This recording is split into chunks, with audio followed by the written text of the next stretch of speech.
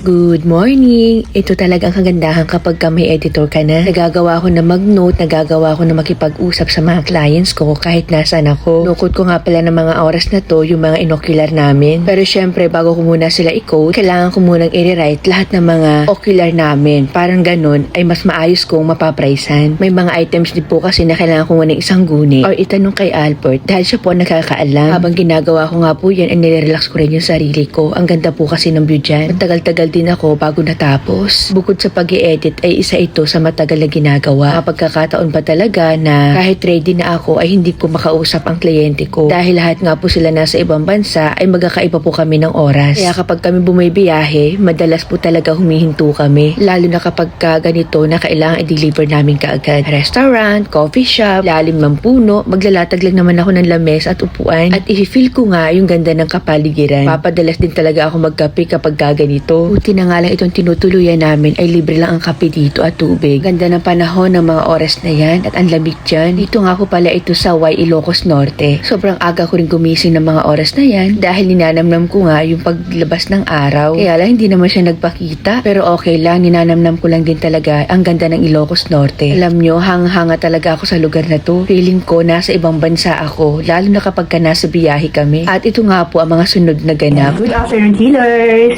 Ngayon lang ulit ako nakapag-vlog kasi ang dami kong inaasikaso mga note-note dahil hindi ako pwedeng dahil hindi ko pa pwede na hindi sagutin agad yung mga kliyente dahil matatagalan po sila. Kung hihintayin ko pa na bumalik ako ng Quezon City. Ayun, so ayun sa likod nyo, note-note ako dyan. Kanina nyo pa ako napapanood, di ba? Eh, nung umaga pa ako nag-uumpisa, hanggang hindi pa rin ako tapos. Nakakadalawang papel pa nga lang ako dahil nga yung mga nag-i-inquire na pwede namin ulit padaanan pa uwing Quezon City. Nueva Ecija, Pampanga, Maribeles, yan naman po ang dadaanan namin. Kaya feeling ko mga 1 week talaga kami ni Nick na mag-o-okilar. Anyway, pinapasa ko po yan lahat doon sa Quezon City, sa bahay. And then, yung mga sobrang layo na talaga gaya ng Tagaytay, Cainta, Rizal, si Albert naman yung mag-aasikaso nun doon. Kaya sabi ko sana sa bakasyon, matulungan din kami ng dalaga dahil pwedeng pong siya lang ang pumunta o siya lang ang mag-okilar. Matutulungan ako ng anak ko sa bakasyon. Sabi ko sa kanya kahit maka 10 clients ka man lang, okay na. Ayan. Tapos may tiwala pa nga ako kay dalaga magsukat kasi sa akin Kasi nga di pa yung kinukuha niyang course architect. So mag-umpisa na siyang mag-practice ganun. Ito na nga lang ginawa kong table So may harap ng TV. Ito nga pala bumili na ako kanina. Ayan. Mga gagamitin ko kasi lagi ako namamali. Then ito. Kailangan ko. Ayan, pati nga gunting bumili na rin ako Ayan siya. Mga stapler, highlighter. Wow! Alam mo ganda ng sulat. Ayan. Tapos ito, mga clip-clip. Yan ang mga kailangan talaga yan Tapos, so tiis-tiis muna ako chillers pero darating siguro yung time na pag ganito nabakbakan talaga yung mga ocular deliver ay lagi kong kasama admin. Ayan. Kasi ako talaga to be honest, nahina ako sa mga note-note, yung mga sulat-sulat kahit yung sa computer gagamitin. Kumbaga hindi kasi ako makakapag-concentrate sa content ko at saka sa iba ko pang gagawin. Sa mga pagpa-price, magipag-usap sa mga clients ko. Ayan. So dapat talaga ibang gumagawa nito. Pero sa ngayon, ako na muna. Bili rin ako ng timba. Ayan. Dahil nga ayoko na magpa-laundry, ayoko rin naman bumili pa ng damit. So, bumili lang ako ng timba para kahit paano nalabhan-labhan ko yung mga damit ko na mga nagamit ko na. Tapos ito, ayan, tubig, ganyan. And then, tabo. Kasi minsan may mga tutuloy ako na na walang timba. Nahihirapan ako na maglaba-laba. Tapos yan, powder, at saka ito, hanger. Kaya yung L3, may mga sampay-sampay ako doon para mabilis siyang matuyo. Okay, sorry, yan ang sitwasyon ng aking room. Wala na masyadong ayos-ayos. Ang importante sa akin ay natatapos ko kaagad yung mga kailangan kong tapusin. Ayan. Saktong-sakto lang talaga sa akin tong room na to kasi maliit lang, alam niyo yun, and swak sa budget. At dahil nga din sa pagod ay hindi na ulit ako masyadong nakapag-vlog. Ito nga po pala yung kinabukasan. Maaga na naman ulit akong gumising at tingnan nyo naman uli itong view na to. Sino ba naman ang hindi gigising ng maaga dyan? Kaya lang nakaramdam nun naman ako ng konting kalungkutan nang makita ko tong isang matandang lalaki. Lako na naman po kasing namiss ang itay. Kapag nakakita ako ng ganyan, lagi ko siyang naaalala dahil kung sa sipag lang at tiyaga, hindi ko ipapatalo ang tatay ko. Kaya sa totoo lang, chillers, mahaba ang pasensya ko sa mga matatanda or senior. Alam naman natin na pasensyahan sila, pero ganun talaga.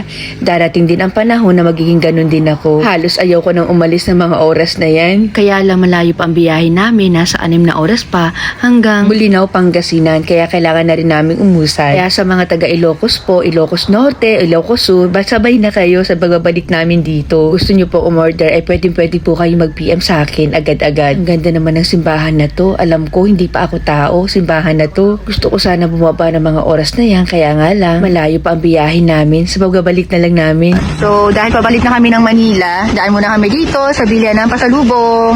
Paborito ng sister ko to. Ayan, is last editor ko na yan ngayon. Kaya dapat lagi may pasalubong yan. Para habang nag-i-edit siya, may kinukot-kot siya. Yun. Ang dami yan dito, ang haba. Oh. Tapos 100, kuha ko nito. Kuha ko ng 6. Ay, 200. Buksan kaya natin isa, matikman natin. Ano, Nick? Para kasing, buksin na yan. Pag hindi masarap, ibabalik natin kay ate. Si ate sexy. Pero talaga, ramdam ko to, maano to, malutong. Kuha na tayo ng marami. Salubo. Ah, may pre-taste pala eh. Huwag natin buksan. Ito po yan. Sige, mako. Gusto ko yung malambot na malambot. Ah, pakinggan nyo ah. Ito may pre-taste din to. Sarap nga. Screenshot nyo, chillers. O, pag nandito kayo sa Ilocos, screenshot nyo na to. Ito ang masarap na brand. Ang lambot. Kahit mga senior na isa na lang ang ngipin, pwede po ito sa inyo, no? Ito, screenshot nyo din to. Masarap. Kaso lang medyo matamis. Hanap lang ako ng hindi matamis. Ito, oh. Screenshot. Yung mga isa lang ngipin dyan. Ay, naku, sabi ko sa inyo. Huwag nyo kung inaano. So, dahil nga matamis yung isa, ito ang kukunin ko. Pero screenshot nyo na lang din. Kasi halos pare-parehas lang naman siyang malambot. Ayan. 150 isa. Yan po talaga. Oo, bestseller nila to. 250. Tama na. Masyado nyo nang nalalaman. Ayan. Pababayaran ko yun sa papasalubungan ko. Ayan. Hindi na ako nakapag-vlog kanina. Ayan, puno-puno na yung likod namin. Kasi bukod sa mga halaman na nabili ko, hindi na ako nakapag-vlog na. Ayan, ito. Akala ko, cornic lang yung mabibili ko. Bumili ako ng mga pasalubong kay mama, kay Ita, kay Utol, saka doon sa mag-ama. Halo-halo na, pero yung damit, lang, ayan, kay mama tsaka kay Itay. Nakalagay dyan Hawaii, Ilocos Norte. Kung hindi na ako bumili, sa kanila pagpalit na lang yung turo natin. Tapos, mga ba't ibang klase ng ba't ibang kulay pala ng mga wallet. Ayan, paborito kasi ni mama yan. May wallet pa rin dito. Ito naman, bag. Bili naman ni Nick para sa anak niya. Pero dito sa loob, baka padala mo ito. Sa loob may mga wallet. Ayan. Yan, may mga wallet. Pagtenda. Ba't ibang kulay? Magsawa si mama. Ayan, ha? Ayan siya, tapos marami akong kinuha kulay. 50 pesos lang isa. Ganda. Pero yung isa mahal, 150. Dati.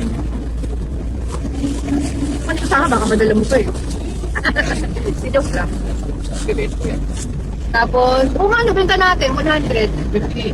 Ma-50, may isang daan tayo sa isa. Naku, sindikato talaga no? Tapos ito, mga cornic, ang dami. Ito, may pinila ako dito na crunchy rice crackers. Yan ako nakakatilim nito, kaya bumili rin ako.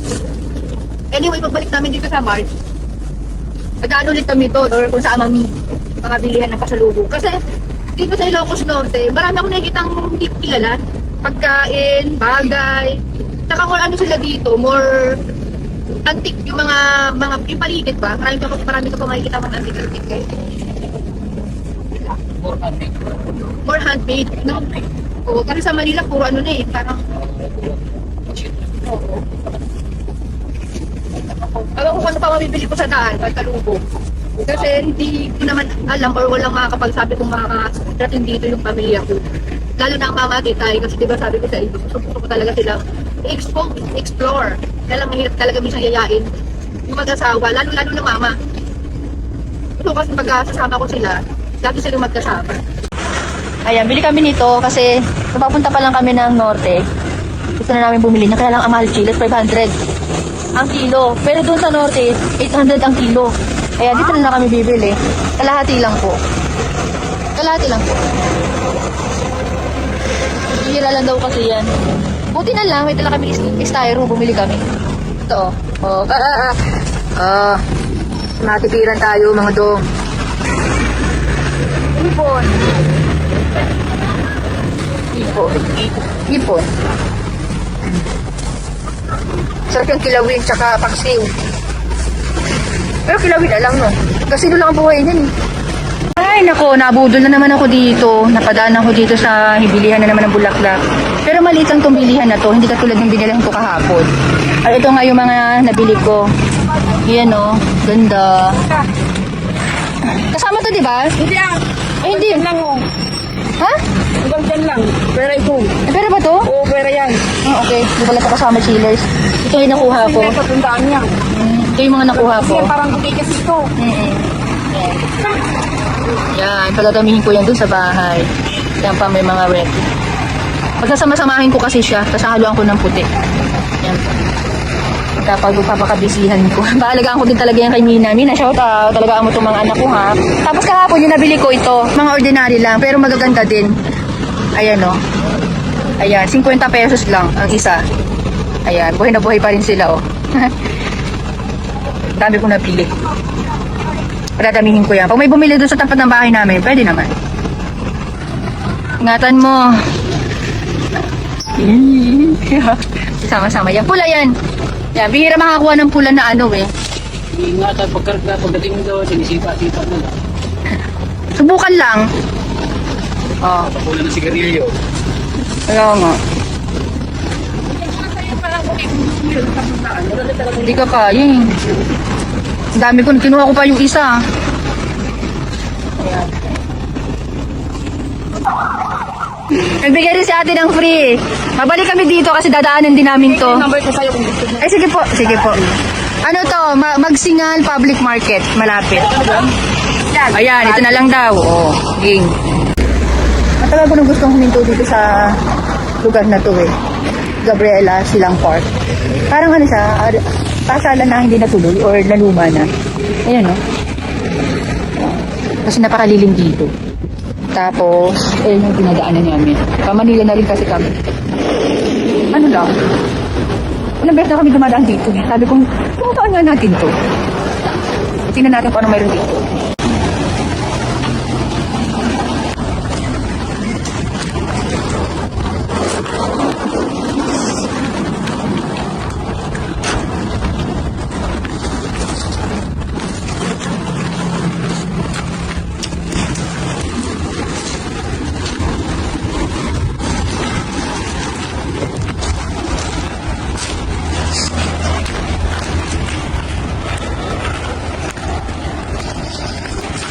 At pagbaba nga namin dito, ito lang pala yung makikita namin. Pero hindi na rin ako lugi dahil maririnig mo rin talaga dito yung ingay ng kalikasan. Langit-ngit ng kahoy, hampas na mga alon, mga kulisa. Pero masarap pa rin talagang huminto dito. Medyo malakas rin kasi ang hangin dito. Kumbaga, kung sa mga katulad namin na mahilig po kami magluto sa daan, ay pwedeng-pwede dito. Kailangan lang siguro dito bigyan ng pansin, ayusin. Kaya lang kung magiging park uli ito, may kaliitan nga lang. Pero sigurado ako na maraming pupunta dito. Medyo natatakot nga lang din ako dyan kasi baka may ahas dahil bihira naman talaga yung bumababa sa part na to. Sobrang napakalinaw ng tubig. Kung may dadaanan nga lang pababa ay talagang bababa ako. Parang nai-imagine ko ang sarap paglagay ng kubo dito. Kaya sa ngayon paalam na muna ulit at sa pagbabalik namin dito ay plano ko rin mag-stop over dito para makita naman ng mga kasama ko dito ang ganda ng view. Kahit gaganto-ganto lang to chillers, maraming humiinto dito. Mga nakamotor, mga matatanda. Kaya nga lang sana mapansin pa. Halos 8 oras nga po yung biyahe namin dahil pahinto-hinto din. Halos ayoko na hawakan tong camera. Nag-my day na nga lang din ako ng mga oras na yan.